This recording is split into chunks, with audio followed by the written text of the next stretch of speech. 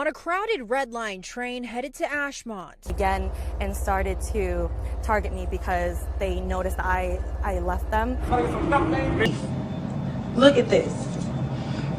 In my hood, can't even get no food for my kids. Babies need milk. Can't even get nothing for my kids, bro. I feel like an animal, and black people made me feel like an animal. Y'all did this to us. I am so devastated right now. For us to have to live like this, we do stupid shit like this all the time, and we so black proud. We so black and proud that we ain't gonna never be honest and be real about what's really going on. Y'all are so wrong for this. Can't blame that on white people.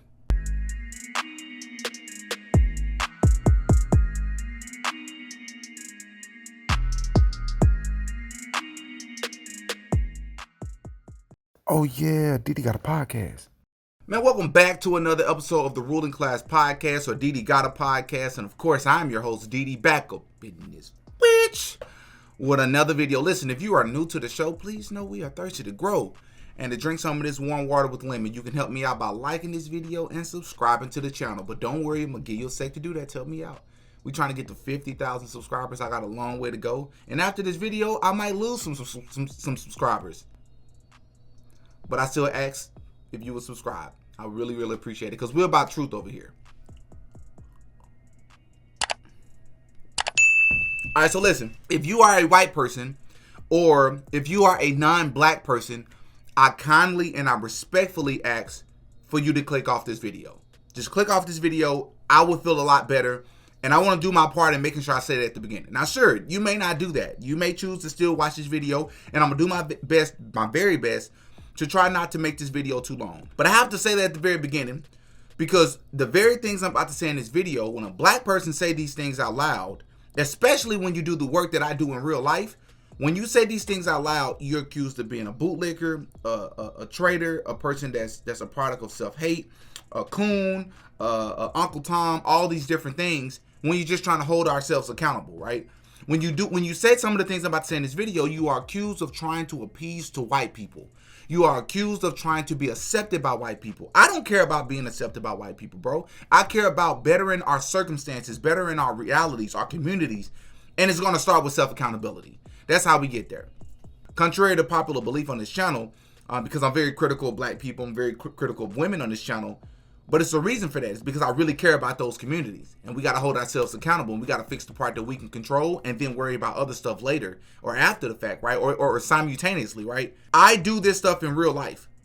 So when I come on my channel, I'm critical of these communities that are causing, harm on ourselves, right? It's self-inflicted. A lot of it is self-inflicted. What am I talking about? A video came across my channel a few months ago of this woman that was crying on video because she went to the grocery store to buy food for her children and her family.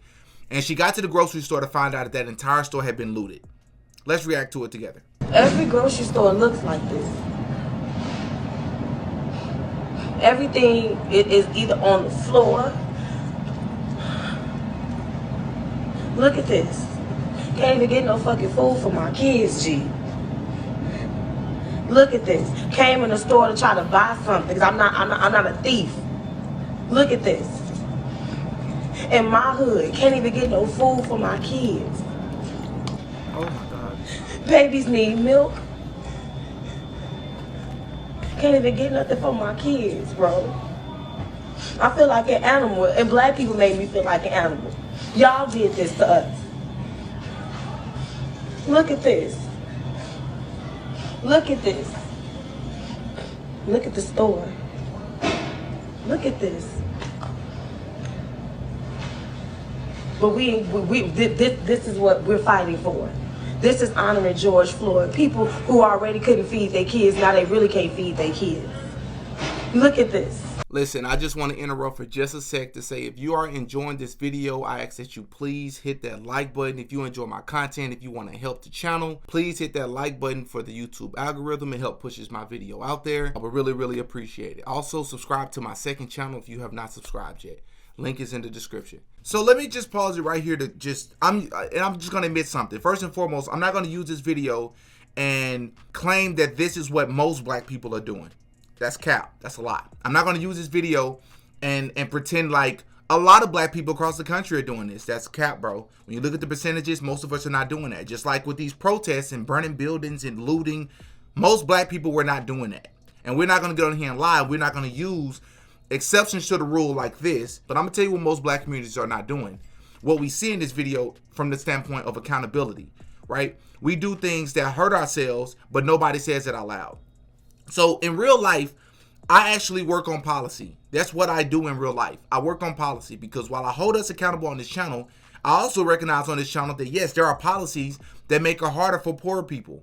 In real life policies, there are policies, historically speaking, and current day policies that are oppressive, bro.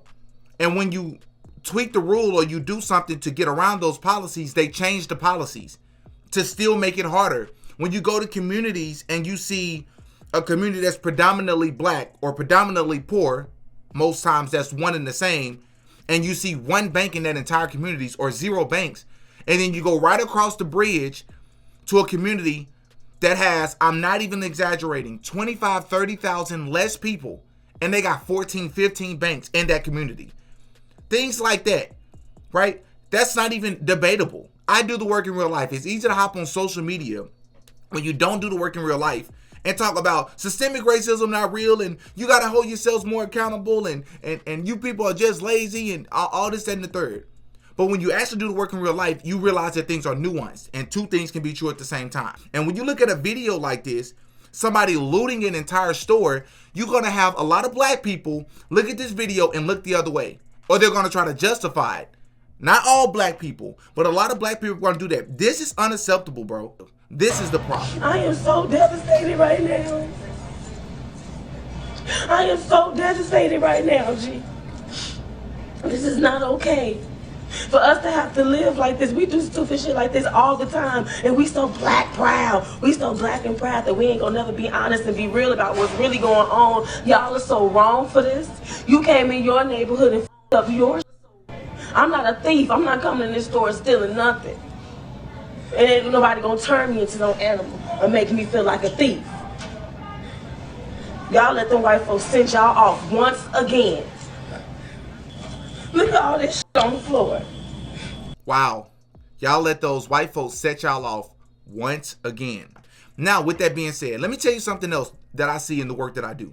When I go to these events, such as the event I went to yesterday, there's this guy by the name of Oliver Washington. If you don't know who this is, look up The Barber in Little Rock, Arkansas. The Barber in Little Rock. Executive produced by Dwayne Wade, NBA player of all people. Executive produced by him and Oscar nominated. This short film is Oscar nominated. Anyways, we went to a short film showing or airing of that short film, and a Q&A hosted by Oliver Washington and the mayor of Little Rock, Arkansas. Incredible event.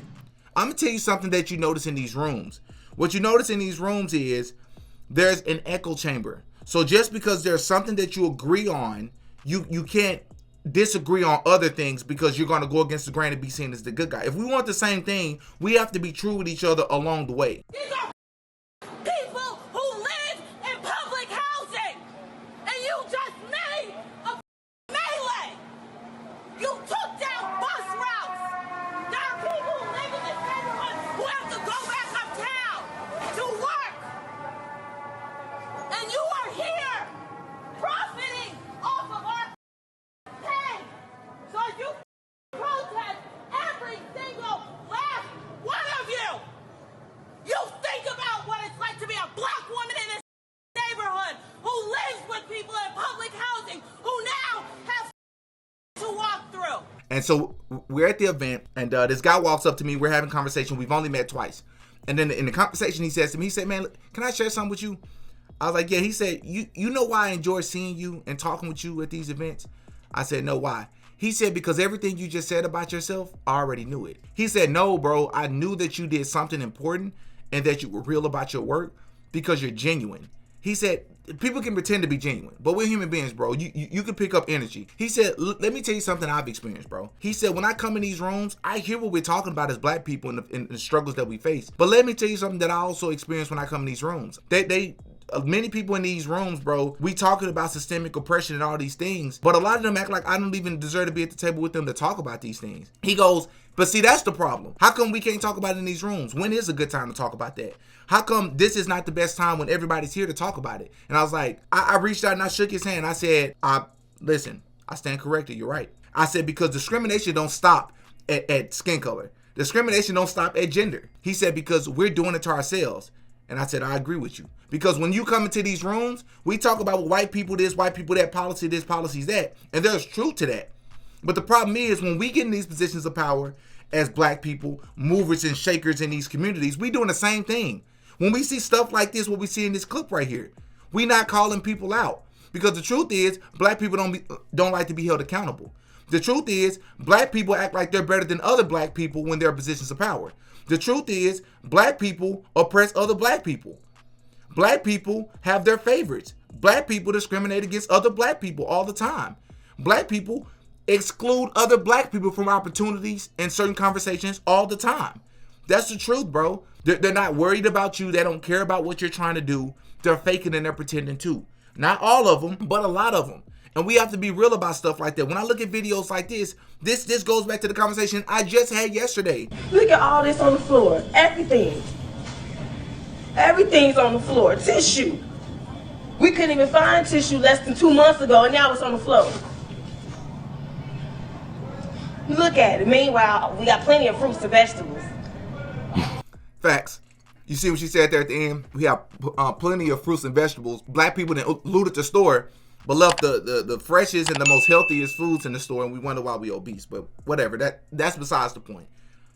What you notice in these rooms, and I want to say this again because I do this in real life.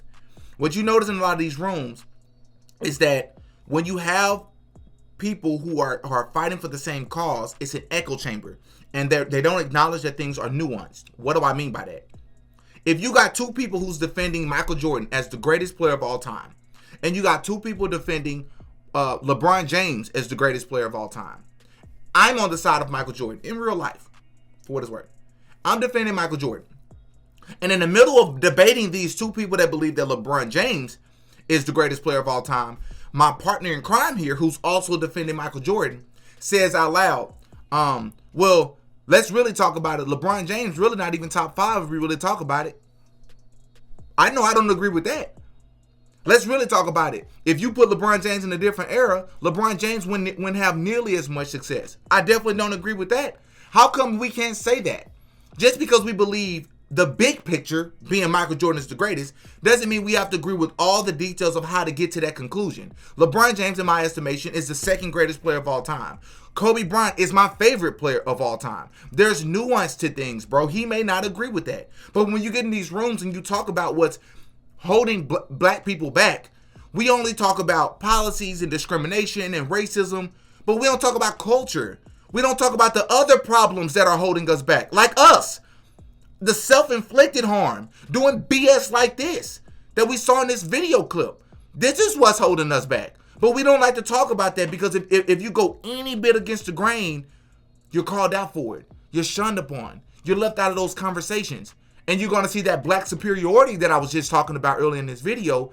That's going to really come to fruition because you're not going to be invited to all the events anymore. Because you're going to be deemed as that person who's what is it called? A disruptor. You're a person that goes against the grain. You don't just point and blame everything on white people. You don't just point and blame everything on policies, right? You are more nuanced than everybody else there. And we got to start holding ourselves more accountable and calling out BS like this and realizing that everything isn't so black and white. Pun intended. And that's the BS that I'm talking about that's holding us back in our community because we don't like to hold ourselves responsible. Oh yeah, Diddy got a podcast.